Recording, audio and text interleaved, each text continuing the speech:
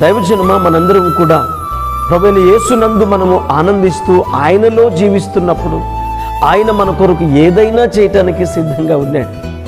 పరిశుద్ధ గ్రంథంలో దానియేలు గ్రంథం 3వ అధ్యాయంలో వ్రాయబడిన మాట ఏంటంటే, ఇదిగో మా దేవుడు మమ్మల్ని రక్షించుటకు సమర్థుడు అని స్పష్టంగా వ్రాయబడి ఉంది.